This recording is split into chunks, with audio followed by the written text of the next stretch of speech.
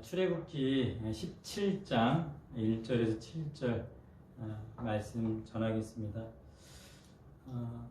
이스라엘 백성은 오늘 1절에 보니까 여호와의 명령대로 이렇게 움직입니다. 하나님이 정해놓으신 그 노정대로 행하였다. 하나님이 정한 대로 진행하고 있습니다.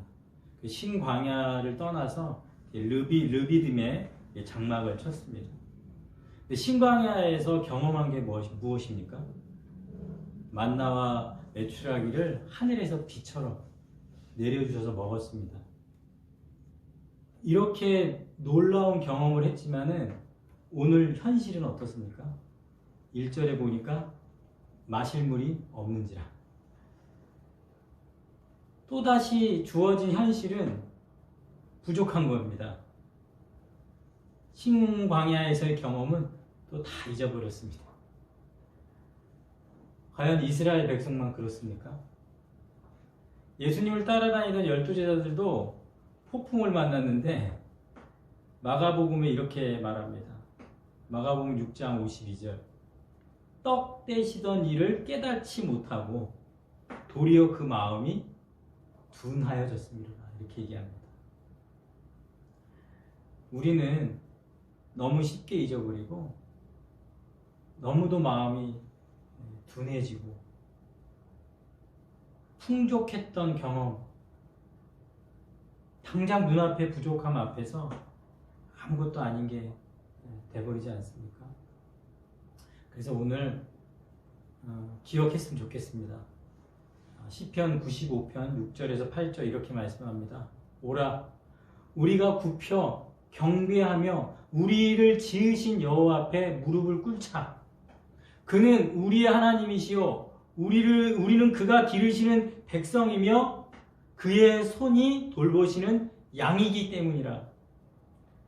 너희는 무리바에서와 같이 또 광야에서 마사에서 지내던 날과 같이 너희 마음을 완악하게 하지 말지어다. 아멘. 오늘 하나님께 무릎을 꿇고요, 경배할 때 우리는 하나님이 기르시는 백성이고 돌보시는 양이기 때문에 반드시 하나님께서 우리에게 응답하시고 이끌어 주신다는 그런 마음의 강팍함이 아니라 완전히 부드러운 마음, 상한 마음으로 하나님 앞에 서 있기를 축복합니다. 아멘. 마음이 둔해지면 나타나는 현상은 다툼과 분쟁입니다. 오늘 2절에 백성이 모세와 다투어 이렇게 말합니다. 원망 불평하던 이스라엘 백성은 이제는 더 위협적으로 다투었다고 얘기합니다. 이 리브라는 단어는 폭력적인 투쟁을 말하는 단어입니다. 물이 없는 현실은, 문제는 누구나 그 현실 앞에서 두렵습니다. 우리 코로나 감염이라는 이 현실도 우리가 이렇게 거리를 두자고 하면서도 그 거리를 두지 못하는 상황이 있지 않습니까? 그리고 누구도 알지 못하는 사람과의 접촉 안에서 또 일어날 수 있는 어떤 이런 정말 현실 앞에 맞닥뜨렸을 때 그 두려움. 그래서 누구에게나 그런 현실적인 위기는 찾아옵니다. 그리고 그 위기는 우리를 힘들게 하는데, 근데 중요한 건 뭐냐면요, 이 위기라는 현실을 전달하는 방법이에요. 우리가 지금 닥쳐있는 이 위기를 어떻게 하나님께 전달하는, 또 우리 공동체 안에 토스하는 그 전달하는 방법. 근데 오늘 본문의 이스라엘 백성은 아주 강압적으로 요구하고 있습니다. 그러니까 위기를 해결하는 수단이 폭력적인 투쟁이었다는 것이죠. 위기를 전달하는 방법이 다툼이었다는 것. 그런데 이런 강압적인 이스라엘 백성을 맞닥뜨린 모세는 정확하게 간파했습니다. 뭘 간파했냐면, 물 없는 문제, 그 뒤에 있는 하나님과의 관계가 더 심각한 문제구나, 그것을 보았습니다. 그래서 오늘 이 심각성을 알아차리고 2절에 뭐라고 얘기합니까? 너희가 어찌하여 나와 다투느냐? 너희가 어찌하여 누구를 시험하느냐? 여호와를 시험하는 것이에요. 이스라엘 백성은 물 없는 문제, 그 뒤에 넘어 있는 하나님과의 그 관계를 손대고 있는 것입니다. 이스라엘 백성은 지금 하나님을 시험하고 있는 거죠. 그리고 7절에 뭐라고 얘기해요? 여호와께서 우리 중에 계신가 안 계신가 한번 보자 이거. 하나님이 계시다라는 증거를 이스라엘 백성이 정해놓습니다. 그래서 계신지 안 계신지 우리들이 결정하겠다라는 거죠.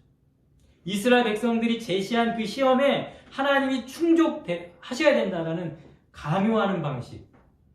그래서 결정하는 주권이 하나님에게서 누구에게로 넘어옵니까? 인간에게로 넘어오는 겁니다. 만약에 자신들이 계속 목마른 상태에 있다면 여호와는 계시지 않게 되는 것이죠. 이러한 행위는 이방 종교에서 행하던 겁니다. 신이란 존재가 자신의 비위를 맞춰줘야 되고 마음에 안 들면 신을 바꾸면 돼요. 하나님을 자신들이 시키는 대로 움직이는 종처럼 길들이려고 하고 있는 것, 이게 우상 숭배자들이 하는 행동입니다. 우리는 이 지점에서 참된 신앙인의 모습이 뭔지를 알게 됩니다. 참된 믿음은 하나님이 공급하실 때까지 기다리는 줄로 믿습니다. 하나님이 주실 때까지, 하나님이 응답하실 때까지, 하나님이 공급하실 때까지 기다려야 합니다. 그런데 이스라엘 백성은 하나님은 알지 못할 거야, 하나님이 안 계신 것처럼 행동했습니다. 또한 참된 믿음은 하나님의 시험을 우리가 통과하는 겁니다. 하나님의 시험을 우리가, 사랑하는 자녀들을 하나님이 징계하셔서 우리를 시험 훈련시키시는 거죠. 그런데 이스라엘 백성들은요, 하나님께서 자신들을 시험한다라고 얘기는 들었어요. 아, 그래? 그럼 이제 우리도 하나님을 시험할 자유가 있지 않아? 하나님과 관계가 맺어지고 하나님과 친밀함을 넘어서서 버릇없이 행동하고 있다는 것입니다. 우리 주변에 신앙생활하면서 하나님께 너무 버르장머리 없이 말하시고 너무 버릇없이 함부로 하나님 존전 앞에서 행동하시는 분들이 가끔 보거든요. 이렇게 기다리지 못하고 버릇없는 백성들, 4절에 보니까 이 백성에게 어떻게 하리까? 이 위협의 심각성, 죽음의 위협을 느끼고 있는 이 모세의 외침, 이 백성을 어떻게 하리까? 그때 여호와께서 모세에게 말씀하십니다. 위기에서 벗어날 5단계를 말씀해 주시거든요. 5절입니다. 이스라엘 장로들을 데리고, 첫 번째 단계는 이스라엘 장로들을 데리고, 지금까지 이 장로들의 역할은 6월절에 잠깐 언급되고 여태까지 한 번도 장로들의 역할은 없었는데, 이제 그 장로들을 데리고, 그러니까 그 장로들의 역할은 지금부터 점점 굉장히 중요한 역할을 감당하게 됩니다. 자, 지금 출애굽을 한 지 이제 한 6주, 7주 정도 되는 시점이에요. 그러니까 백성들은 이 모세의 지도력과 갈등을 빚고 있습니다. 모세와 다투고 원망하고, 그러니까 이런 미숙한 관계를 맺고 있는 거죠. 하지만 지금 장로들이 모세를 지지하고 있다. 모세의 지도력에 기반이 되어주는 사람들, 그리고 반석에서 물이 나올 때 증인의 역할을 해줄 수 있는 사람들, 그게 바로 장로들입니다. 위기에서 벗어나는 첫 번째 단계를 하나님께서는 모세와 함께할 동역자를 말씀하셨습니다. 우리 인생에서 함께할 동역자 한 명이라도 좋습니다. 함께 하시길 축복합니다. 아멘. 우리 아시아나항공에 이렇게 함께 할 수 있는, 또 우리 회사에, 또 우리 교회에, 또 우리 이웃에 함께 할 수 있는, 나를 지지해주고 내 편이 되어줘서 하나님 나라를 위해 함께 할 수 있는 그 한 명이라도 함께 데리고 가신다면 우리는 그 위기에 벗어날 수 있는 첫 번째 단계인 줄로 봅니다. 두 번째 단계는 백성 앞을 지나라고 얘기합니다. 모세와 이스라엘 장로들은 백성 앞에 서야 될 사람들입니다. 그들을 회피하고 도망칠 수는 없습니다. 그러니까 모세와 장로들의 이 지도력을 상대해야 될 그 백성들 앞을 지나가면서 그 백성들은 그 모세와 장로를 보아야 합니다. 그들의 동역을 보아야 한다는 것이죠. 이것은 중요합니다. 예수 믿는 사람들은 항상 사명이 있다면 그 사명에 대한 대상이 있는 줄로 믿습니다. 그 대상 앞에 서시기 바랍니다. 그 대상 앞에서 현실과 문제 앞에 함께 부딪혀 서시기를 바랍니다. 그게 백성 앞을 지나게 하시는 두 번째 단계입니다. 세 번째 단계는 5절 계속해서 보면 나일강을 치던 내 지팡이를 손에 잡고 가라 이렇게 얘기합니다. 이 모세의 지팡이는 어떤 지팡이입니까? 출애굽에 있어서 하나님의 능력의 상징 아닙니까? 하나님이 함께 하시는 그 능력의 지팡이 아닙니까? 하나님은 여전히 모세의 그 지팡이를 통해 능력을 행하실 줄로 믿습니다. 그 지팡이를 가지고 가라. 하나님은 여전히 모세에게 힘을 주고 계시고 모세를 통해 능력 행하시길 원하신다라는 것을 하나님께서는 모세에게 나는 너를 지지한다. 나는 너를 응원한다. 나는 너와 함께 할 것이다. 모세 지팡이를 통해서 하나님께서 함께 해주시고 있습니다. 네 번째 단계는 6절입니다. 내가 호렙산에 있는 그 반석 위 거기서 내 앞에 서리니. 이 표현은 좀 믿기 어려운 표현입니다. 그래서 원래 본문을 서기관들이 좀 바꾸는 경향이 있는 본문이기도 합니다. 왜냐하면 인간이 누구 앞에 서야 되는 게 맞습니까? 인간이 하나님 앞에 서는 게 맞죠. 근데 오늘 본문을 잘 보면 하나님이 인간 앞에 선다라고 말하고 있는 거거든요. 그러니까 원문대로 그대로 보면 이런 거죠. 반석 위에 서 있는 여호와를 모세 네가 지팡이로 뭐하라? 쳐라. 이런 표현이거든요. 여러분 이 본문을 어떻게 받아들일 수 있으시겠어요? 반석 위에 서 있는 여호와 그 반석을 모세 너는 치라 이 말이거든요. 이것을 어떻게 받아들여야 합니까? 그래서 어떤 분은 반석은 생수의 근원이시니까 하나님 우리의 생수의 근원이시고 예수님도 내 속에서 생수가 터져 나온다 뭐 이런 의미로 해석하시는 분도 계시고 또 어떤 분은 예수님 십자가에서 허리에 창을 찔렀을 때 많은 것을 이렇게 쏟아내셨잖아요. 그런 참된 희생의 모습이 바로 오늘 본문의 모습이다. 뭐 이렇게 해석하시는 분도 있는데요.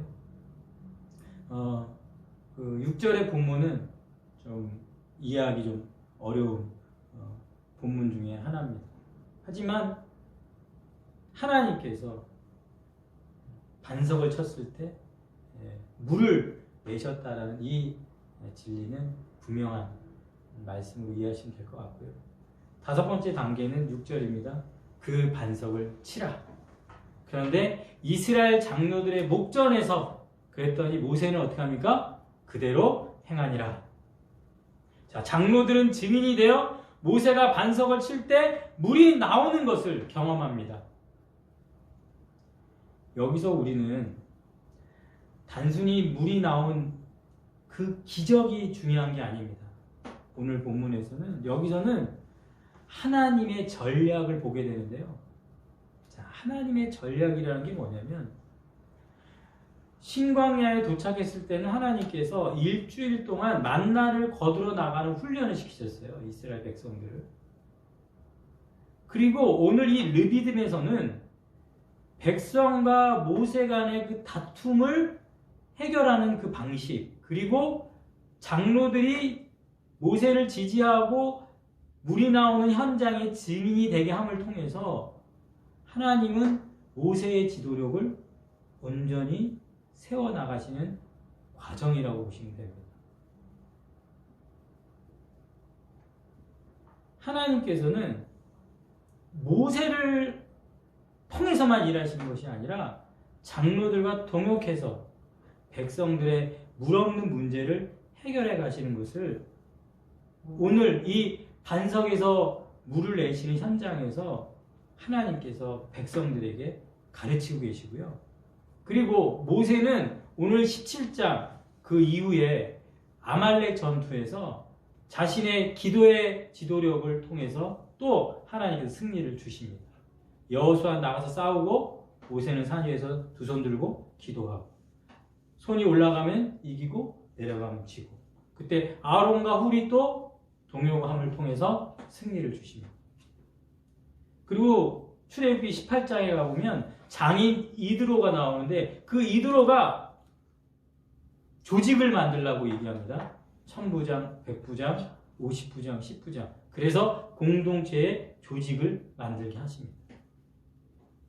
하나님께서는 이스라엘 백성을 출애굽해가지고 이 7주, 시내산까지 들어가기 전에 7주 이 기간을 백성들을 온전히 세워가기 위해서 그들의 불평, 그들의 원망, 그들의 다툼을 사용하셔서 하나님이 원하는 공동체로 인내하시면서 다듬하고 계심을 보여주고 계시다는 겁니다. 이게 하나님의 전략입니다.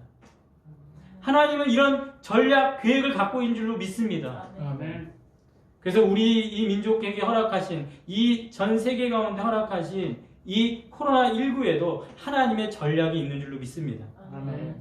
우리의 인생 가운데도 반드시 하나님의 계획과 전략이 있으실 겁니다. 아멘. 하나님께서는 다시 한번 이스라엘 백성을 르비딤에서 마사 또는 무리바라 불렸던 이곳에서 시험하고 원망하고 다퉜던 그런 곳에서 새로운 성장의 기회로 삼으신다는 거죠. 우리가 당하는 현실, 두려운 현실, 부족한 현실, 우리가 이 위기를 어떻게 전달하실 겁니까? 그리고 이 다툼과 분쟁이 아니라 하나님의 공급을 신뢰하고 하나님을 시험하지 말고 끝까지 하나님만 바라보고 기다려야 될 줄로 믿습니다. 우리의 마음이 둔해지고 이스라엘 백성처럼 다투고 있다고 해도 하나님께서는 여전히 우리에게 위기에서 벗어난 사랑을 보내주시고 말씀을 보내주셔서 건져내실 줄로 믿습니다. 그래서 르비딤 다음은 시내산의 놀라운 하나님의 임재의 경험입니다. 계속해서 이스라엘은 하나님을 경험할 것입니다. 우리도 그렇게 계속된 하나님의 임재 경험을 누리시기를 주님의 이름으로 축복합니다. 아멘. 기도하겠습니다.